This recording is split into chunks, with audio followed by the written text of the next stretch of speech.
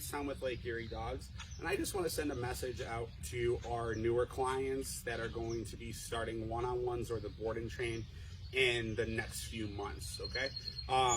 So we have a pretty big prerequisite that we do ask you guys to do before we start the training, because if we don't have this motivation and this little foundational thing down, it's going to delay our process. We're going to have to put more pressure on the dog than I really intend to, and it can make things a lot more difficult. And dogs determine what the reward is, so it's really important that we get something rewarding for them early on in the process, and we manipulate that mindset a little bit. A lot of people's dogs eat right out of the bowl, or have a food dispenser or any kind of situation like that. And in our training process, we look at kibble as 100 opportunities for you to work your dog throughout the day, or for you to ask them to do something. And if you can make that basic kibble and make them work for their food, you can get them to do a lot of things, and you can see a lot more success in the training by giving yourself a lot more opportunity with that. Now, if you don't have this drive for basic kibble, well, when you see another dog and then you try to take out high value treats, they can always deny those treats. But if you have them in the mindset of just working for their basic food, when you go into harder situations and you do have something of higher value for that pressure, chances are they're going to take it and be a lot more interested, okay? So the first couple weeks, all I want you guys to do is, rather than feeding them out of the bowl, you're feeding it out of your hand, okay?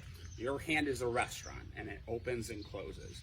And if the dog doesn't want to go to the restaurant when it's open, then you open and close it at your discretion, and then they have to wait till it opens up again. So essentially what I'm saying there is, it's going to be a little bit of a culture shock when you ask your dog, hey, eat the kibble out of my hand, okay?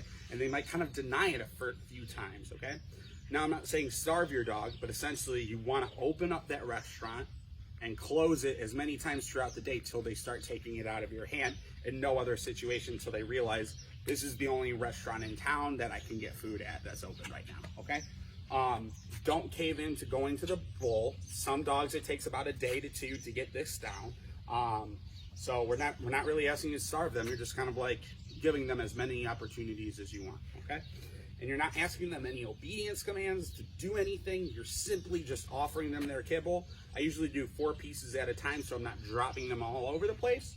So Milo's just kind of hanging out. He'll demonstrate for us. Come here, bud.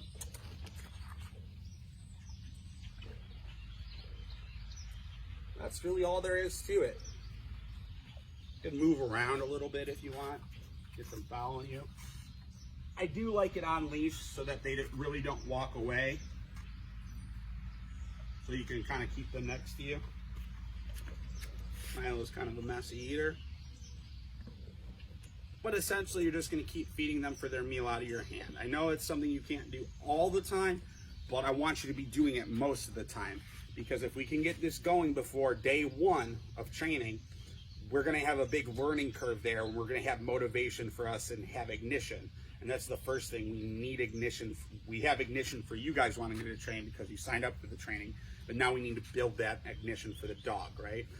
That comes from a book, Talent Code, and you're going to hear me talk about ignition, deep practice, and master coaching, okay?